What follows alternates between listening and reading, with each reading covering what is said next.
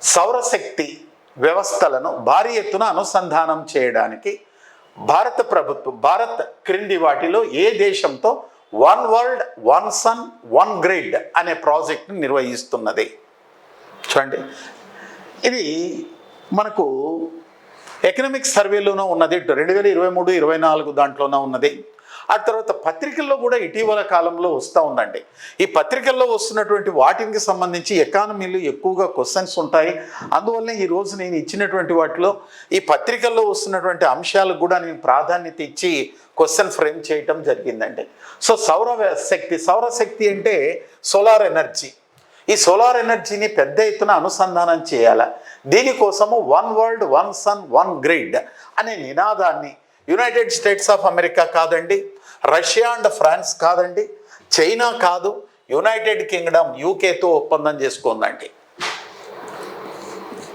యూకేతో ఒప్పందం చేసుకుంది. అదేవిధంగా నిన్న మీరు ఈనాడు ఆర్టికల్ చదివితే ఈనాడు ఆర్టికల్లో కూడా ఒక అంశం వచ్చిందండి, ఐమాక్ అంటే ఇంటర్నేషనల్ అంతర్జాతీయ పారిశ్రామిక క్యారిడార్. అంతర్జాతీయ పారిశ్రామిక క్యారిడార్ ఇంటర్నేషనల్ ఇండస్ట్రియల్ క్యారిడార్ అనేది శ్రీకారం చుట్టినారండి ఈరోజు.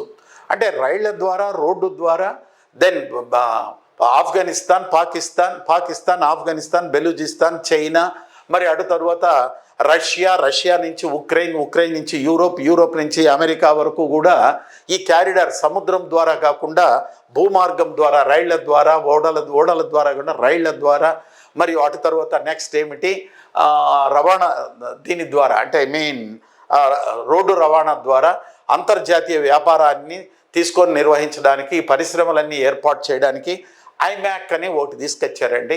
అంతర్జాతీయ పారిశ్రామిక corridor, what we call in English international industrial corridor అని అంటారండి. ఆ క్యారిడార్ తీసుకొని వచ్చారు. దానికి సంబంధించి నిన్న వచ్చిందండి ఎగ్జామ్. నిన్న చాలా చక్కటి ఆర్టికల్ అనేది వచ్చింది. ఇలాంటి అంశాలను బేస్ చేసుకొని ఉంటారు. దీనికి సంబంధించి ఒక 3 months బ్యాక్ ఇది ఈనాడులో వచ్చిందండి article. One world one sun one grid అనే నినాదం ఏ దేశంతో ఒప్పందం చేసుకుందంటే యూకేతో ఒప్పందం చేసుకుంది.